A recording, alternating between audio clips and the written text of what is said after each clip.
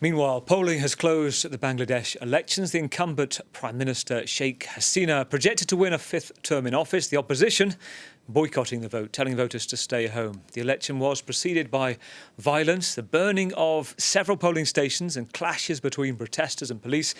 The turnout has been low too, and the opposition parties say the result will be skewed. The ruling party, though, the Amara League, declared them free and fair. Let's get some context on what's been going on there and bring in Michael Kugelman, the South Asia Director at the Wilson Center in Washington. Good to see you, Michael. First of all, just set out for us the extent to which the opposition have an argument. I understand that the UN have described the situation there as a repressive situation leading up to the elections, particularly regards to a lack of free speech. Well, the opposition had a very strong argument that the playing field was not level for the election.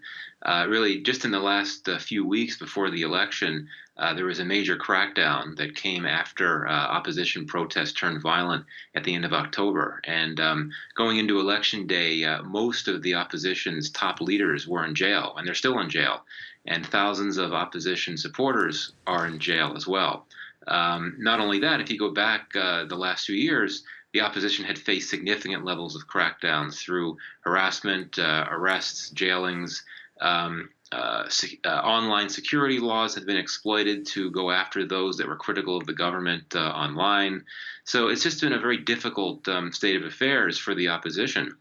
And at the end of the day, it makes sense, given that they decided to run. But for the opposition, it makes sense that they decided not to contest the elections. But the big issue here is that the last elections in 2018, the opposition did participate in them. And those elections were widely viewed as rigged, with the ruling party getting about 95% of the votes. And I think that was a lesson for the opposition. They concluded that they made a mistake participating in a system that they believe is destined to work against them. That's another reason why they didn't participate in this year's election. So it's talking about 14 or so schools, polling stations across the country that were burnt, fire on a train, a number of people died, and some opposition politicians called in for questioning over that, arrested. At the same time, what did the opposition want? Am I right to say they wanted some kind of interim government for the government to basically step aside before the elections? Just explain what it was that would have brought the opposition back to the table.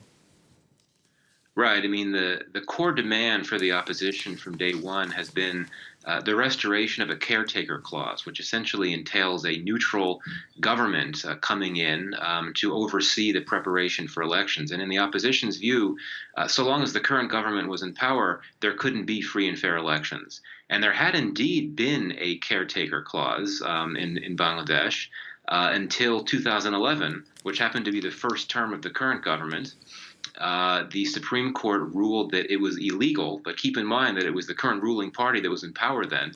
And at that point, after the Supreme Court declared it illegal, the parliament, dominated by the Awami League back then, basically set it back, got rid of that caretaker clause.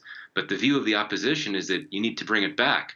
And in fact, the current ruling party, when it was in the opposition in the past, had also supported the idea of a caretaker clause. But clearly the government in Bangladesh was not going to give in to that demand, and this is why we are where we are now, that the opposition had said from the start that it would not participate in elections until and unless that neutral government clause is brought back. We've heard today from Sheikh Hasina, the Prime Minister. She spoke to the press, fairly combative mood, saying that the other groups, the BNP party, the opposition, was a terrorist group. Do you sense that she has support in her accusations? No, I mean she's referring to the main opposition, the BNP party, which is certainly not a terrorist group. I think the concern is that the allies and the partners that the BNP has had over the years, including the Islamist party, Jamaat-e-Islam. There have been some concerns about some ties to terrorist groups from them. But formally, at least, the main opposition, the BNP, is not allied with these other parties. But indeed, there are indications, including over the last few months, that the main opposition has staged violence. I noted before at the end of October there was an opposition protest that turned violent.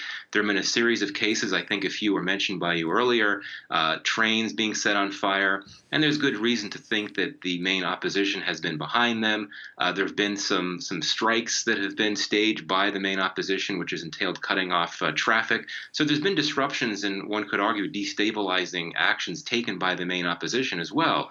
But that's a far cry from it being a terrorist group. So this is a case, I think, of the Prime Minister trying to demonize the main opposition and essentially make it look bad. Michael, good to talk to you. Michael Kugelman, South Asia Institute Director at the Wilson Center in Washington.